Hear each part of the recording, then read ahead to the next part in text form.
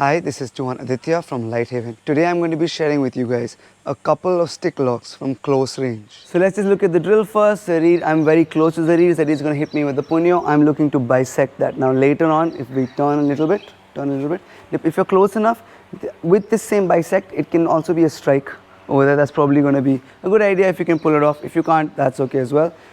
He hits me with the punyo. I bisect.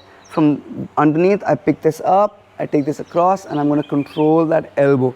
In Hubad, I really like the palm facing up, not the palm facing down. In fact, in Pekiti, if Zarir, for example, does it to me, he stops with his live hand, he lifts and his palms facing down.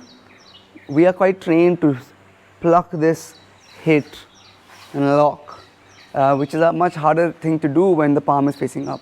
And also when the palm is facing up, it's easier for me to turn Zarir's body, stop him from turning back into me, control him. So I prefer palm facing up in this drill. So one more time, he hits me, I lift, I control, I pull it back, I hit him, he uses his arm to bisect, lifts, controls, he hits me, I lift, control, I hit him, he lifts, control. Now watch as he hits me, look at where my other hand is.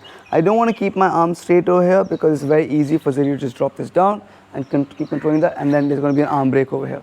So because of that, as soon as I take Zarir's hand out to the side, he wants to fold it there. If he keeps it straight again, it's very easy for me to start looking for arm breaks. So you're going to end up over here, and this is really important because it's going to be where we fashion a lot of our entries from.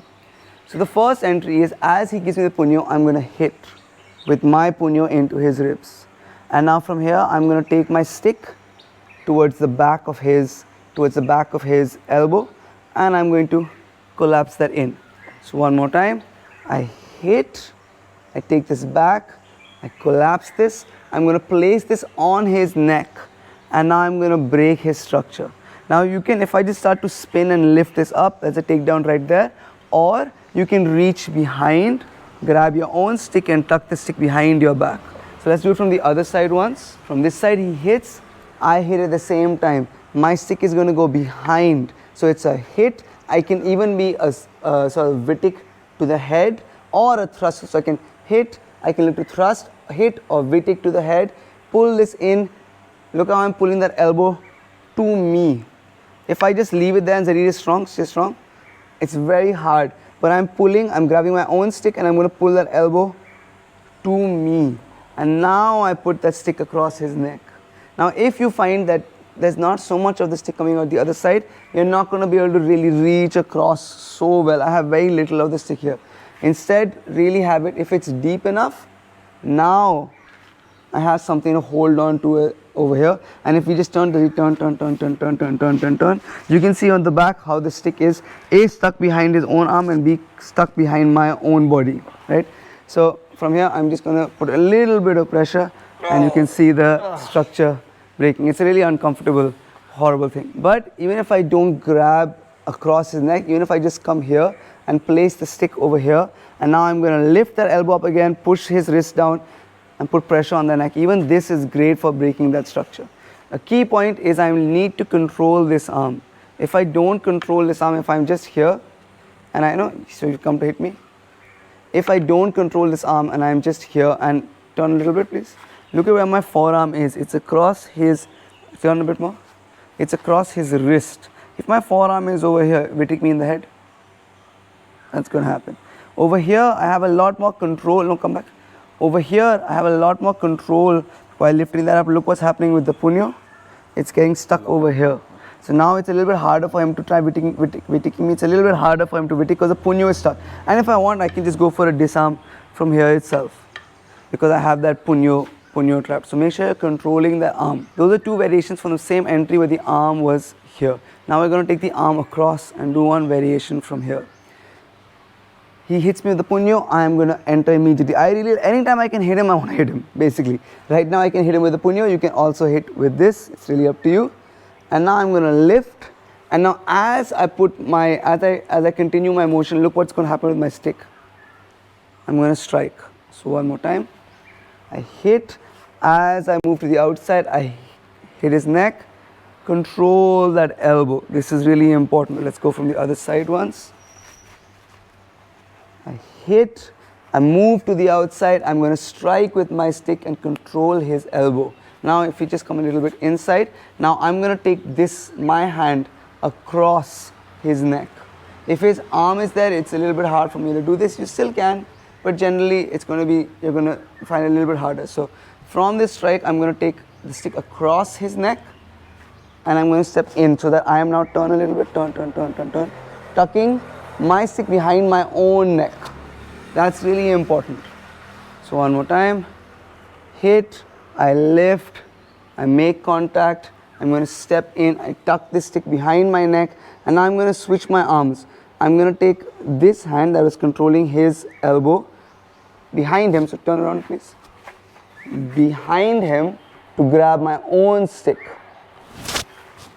Or you can think of it as, because I'm coming really close, I'm using my body to now control this arm, and I'm going to feed the stick from this hand to this hand. So I've made my entry, I've come in close, I'm going to feed the stick to my other hand. And now I'm going to use this hand to clip either here, his stick here, or if it's a bit higher, I can clip it behind my elbow. I always like having this grip, and that's a great lock as well. So one more time from this side, I hit, I'm going to step to the outside as I hit his neck. I'm going to get my body close so I can stop the movement of this arm towards me. So try and move towards me. I want to stop that. Try and move this arm towards me. See how that happens? And he can start now looking to cut me like this. So I want to stop that movement. So earlier my hand was doing that. I'm going to replace my hand with my body to make it harder. Doesn't mean I'm out of the woods yet. Now I'm going to tuck the stick behind my own head, reach around, feed the stick to my hand, grab his stick, and that's a sort of choke, takedown, structure breaking, painful type thing that we're doing over here. Just a note of caution, what works in a drill may not work when someone is actively trying to resist you in the same way. So like for example, if Zarir comes one more time, right now Zarir is not doing a few things. He's not really resisting me too hard, and B, he's not stepping away.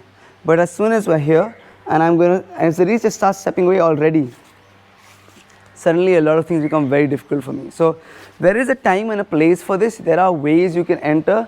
There are ways that you can do all of these things, however it is that you want to do.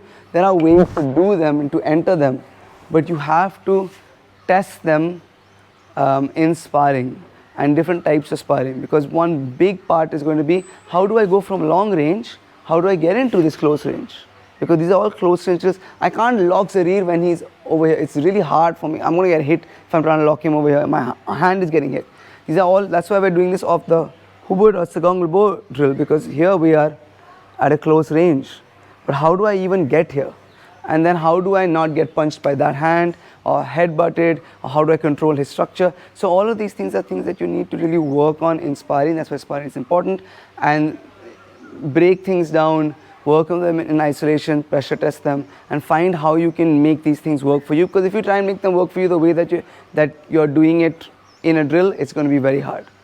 Thank you so much for watching. If you liked what you saw, if you learned from what you saw, please do like and share this video. Please do leave any comments that you have down below. Please do subscribe to the channel. All of these things really do help out the school and the channel a lot. A huge thank you to all of our patrons. Thank you so much for your support. If you would like to know more about our Patreon page and the exclusive content that we offer there, check out the link in the description down below. Lastly, thank you guys for watching. Sorry for my bad throat, and see you in the next video.